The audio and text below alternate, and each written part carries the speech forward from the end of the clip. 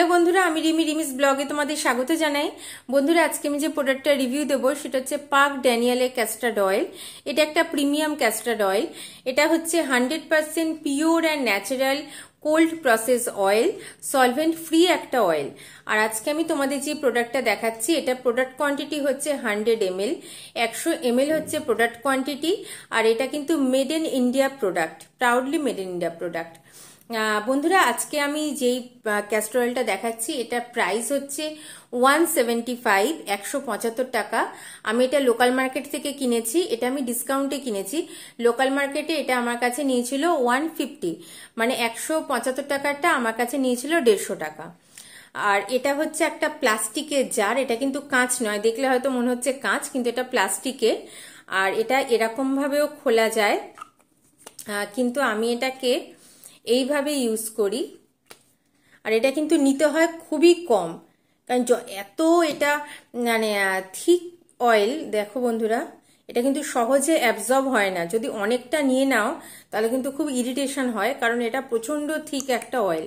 আর এটা কিন্তু কোনো ফ্রিগোয়েন্স নেই, একদম ফ্রিগোয়েন্স ফ্রি একটা অয়েল।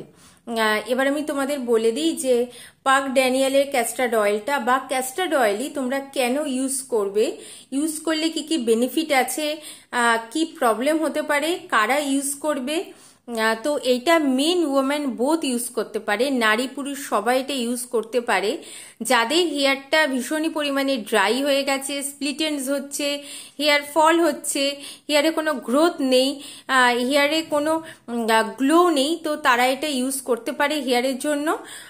তাহলে হেয়ারটা কিন্তু আস্তে আস্তে ন্যাচারালি ভালো হয়ে যাবে, এই প্রবলেমগুলো চলে যাবে। কিন্তু মনে রাখবে যে এটা একটা থিক অয়েল, তো যারা ওভারনাইট এটা রাখতে পারবে তারা এটা ওভারনাইট হেয়ারে রাখবে।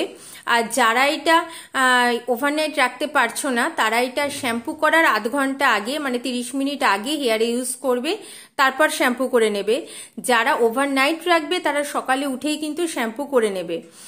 আর স্কিনের ক্ষেত্রে হচ্ছে যাদের এক্সট্রিম ড্রাই স্কিন তারা এটা স্কিনের জন্য ইউজ করবে, ফুল বডিতে ইউজ করতে পারে। যাদের ক্র্যাক হিলসে প্রবলেম আছে, পা ফাটে, তো তারা এটা ক্র্যাক হিলসের জায়গায়, মানে যে গোড়ালিতে, ফাটা গোড়ালিতে এটা ইউজ করতে পারে, তাহলে কিন্তু সেই জায়গাগুলো আস্তে আস্তে কিওর হয়ে যাবে। বা এটা অনেকভাবেই ইউজ করা যায়। যাদের স্ট্রেচ মার্কস হয়ে গেছে তারা স্ট্রেচ মার্কসের এরিয়াগুলোতেই, মানে যেই জায়গাগুলোতে স্ট্রেচ মার্কস হয়েছে সেইখানে এটা ইউজ করতে পারে, তাহলে কিন্তু স্ট্রেচ মার্কসের স্পটগুলোও চলে যায়।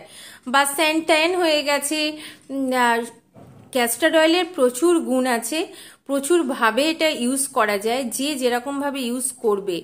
তো এটা ছিল বন্ধুরা আমার পার্ক ড্যানিয়েলের ক্যাস্টার্ড অয়েল, প্রিমিয়াম ক্যাস্টার অয়েলের রিভিউ।